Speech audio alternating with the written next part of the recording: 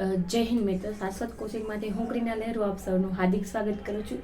કલ્પના કરો, વિશ્વાસ કરો ને હાસિલ કરો ની ટેગલાઈન જોડે આજે આપણે આગળ વધવાના છે આપણા કોમ્પિટિટિવ એક્ઝામના એક પાર્ટ આગળ, એક સ્ટેપ આગળ.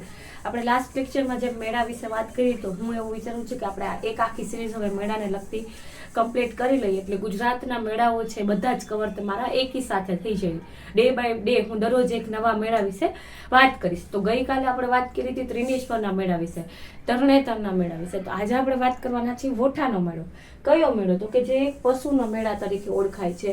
એક એવો મેળો કે જ્યાં ઊંટ અને ગધેડાને શણગારીને લેવેચ કરવામાં આવે છે. એવો મેળો કે જ્યાં પાંડવોએ પોતાનો વાસ કર્યો હોય છે એવું પણ ગણવામાં આવે છે કે એ જગ્યાએ જ્યાં મેળો જ્યાં ભરાય છે એ જગ્યાના ગામમાં પાંડવોએ પોતાના અજ્ઞાતવાસ દરમિયાન વાસ કરેલો પણ જોવા મળે છે. ઘણી બધી વાતો છે કે જે આ મેળાને લગતી છે. તો સપ્ત સંગમ જોવા મળે છે નદીઓનો. એ સિવાય કે અહીંયા સૌથી વધારે વખત લોકોની અવર જવર 1 મહિના સુધી આ મેળામાં થતી જોવા મળે છે. મેળો ભરાય છે અગિયારસથી પૂનમ સુધી, પરંતુ એ ઉપરાંત પણ લોકો ત્યાં અવર જવર મહિના સુધી ચાલુ રહી છે.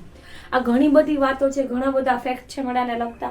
તો આપણે વાત કરીએ વોઠાના મેળાની. તો વોઠાનો મેળો પહેલા તો કે સ્થળ ક્યાં છે, ક્યાં ભરાય છે? તો કે અમદાવાદ જિલ્લાના ધોળકા તાલુકા અને ખેડા જિલ્લાના માતર તાલુકાની સરહદે ભરાય છે. ક્યાં ભરાય છે? તો કે અમદાવાદ જિલ્લાના ધોળકા તાલુકા અને ખેડા જિલ્લાના માતર તાલુકાની સરહદે ભરાય છે. પછી સમય એટલે કે કયા ટાઈમ, મતલબ કયા સમયગાળા દરમિયાન ભરાય છે? તો કે ભાઈ કારતક સુદ 11 થી કારતક સુદ પૂનમ સુધી. જેમ મેં તમને કીધું હતું કે ભરાય તો થોડાક દિવસ માટે જ છે, પરંતુ લગભગ 1 મહિના પૂરતી અહીંયા લોકો અવર જવર કરે છે. શું છે? તો કે કારતક સુદ 11 થી કારતક સુદ પૂનમ સુધી આ મેળો ભરાય છે. પણ એમાં પણ પૂનમના દિવસે લોકો સપ્ત નદીના સંગમે સ્નાન કરે છે, જેને પવિત્ર ગણવામાં આવે છે. પછી શું? તો કે સપ્ત નદીનો સંગમ ત્યાં થાય છે. કઈ 7 નદી ત્યાં છે? તો કે સાબરમતી, સેઢી, મેશ્વો, માઝમ, હાથમતી, વાત્રક ને ખારી. કઈ રીતે યાદ રાખશું? મારી જોડે જોડે બોલજો. જો મેં છે ને મોસ્ટલી છે ને જ્યારે બી હું કાંઈ આવી રીતે યાદ રાખવા વાળું આવશે ને તો મેં છે ને એને આલ્ફાબેટમાં યાદ રાખવા માટે વધારે પેલું કર્યું હોય. જેમ કે અહીંયા S2 આવે, અહીંયા M2 આવે અને અહીંયા HVK. Done? S2 M2 HVK, S2 M2 HVK. S2 એટલે શું? સાબરમતી, સેઠી. M2 એટલે શું? મેશ્વો, માઝમ. HVK હાથમતી, વાત્રક અને Khari. Done? S2 M2 HVK. Sorry S2 M2 HVK. Done? Sabarmati, Sedhi, Meshvo, Mazam, Hathmati, Vatrak, Khari. Sabarmati, Sedhi, Meshwo, Mazam, Hathmati, Vatrak, ખારી. ડન? પછી તો કે આ મેળાની વિશેષતાઓ કઈ કઈ છે? તો કે ઘણી બધી વિશેષતાઓ છે. તો પહેલા કઈ? તો કે અમદાવાદ જિલ્લામાં કે અમદાવાદમાં ભરાતા મેળાઓમાંથી સૌથી મોટામાં મોટો મેળો કયો છે? આ છે. શું છે? અમદાવાદમાં ભરાતા મેળાઓમાંથી સૌથી મોટામાં મોટો મેળો આ ગણવામાં આવે છે. આ પછી શું છે? તો કે આપણે વાત કરી છે કે ઊંટ અને ગધેડાને શણગારી કરીને વેચણી, ખરીદી વેચાણ કરવામાં આવે છે. અને બીજી એક ધાર્મિક માન્યતા શું છે? તો કે પાંડવોએ અજ્ઞાતવાસમાં વિરાટનગરમાં વાસ કર્યો હતો. જે વિરાટનગર છે એ આજનું શું છે? ધોળકા તાલુકો છે. જે વિરાટનગર છે એ આજનો કયો તાલુકો છે? તો કે ધોળકા તાલુકા તરીકે ઓળખવામાં આવે છે. પછી તો કે એક તો અહીંયા છે ને નાના મોટા સ્ટોલ રાખવામાં આવે છે કે મેળો ભરાણો છે એટલે લોકો પોતપોતાની વસ્તુના વેચાણ કરવા માટે કોઈ નાનો સ્ટોલ રાખશે, કોઈ મોટી દુકાનો રાખશે.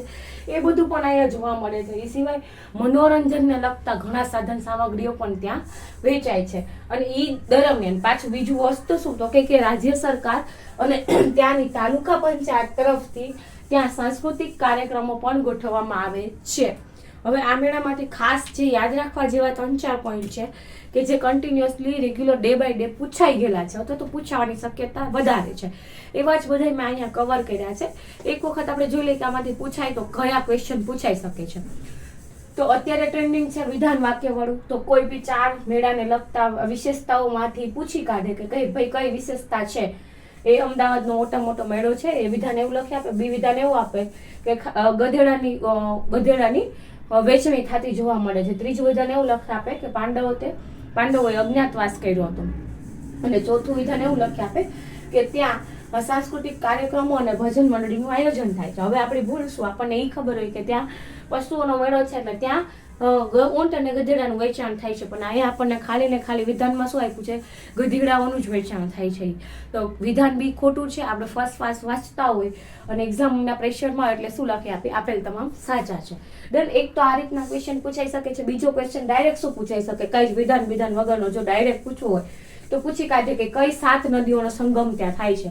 તો આપણે શું યાદ રાખ્યું, H2M2HVK, H2M2HVK. H2 એટલે સાબરમતી સેઢી, M2 એટલે શું તો કે માઝમ અને મેસવો, તો H એટલે હાથમતી, V એટલે વાત્ર અને K એટલે ખાન. ડન. H2M2HVK, H2M2HVK, બરાબર. એ પછી શું પૂછી કાઢે કે કયાથી કયા સમયગાળામાં ભરાય છે, તો એ આપણે લખી કાઢ્યું કે કારતક સુદ 11 થી કારતક સુદ પૂનમ સુધી ભરાય છે. કયા સ્થળમાં ભરાય છે તો કે અમદાવાદ જિલ્લાના ધોળકા તાલુકા અને ખેડા જિલ્લાના માતર તાલુકાની સરહદમાં ભરાય છે. પછી નાની મોટી વિશેષતાઓ જે અહીંયા પૂછાય એવી લાગતી હતી એ પણ મેં લખી કાઢી છે. તો આવી જ ડીપ નોલેજ અને આવું જ શોર્ટકટ માહિતી માટે અથવા તો આવા જ દરેક વિડીયોઝ માટે ફોલો કરતા રહે શાશ્વત યુટ્યુબ ચેનલને. જય હિન્દ, જય ભારત.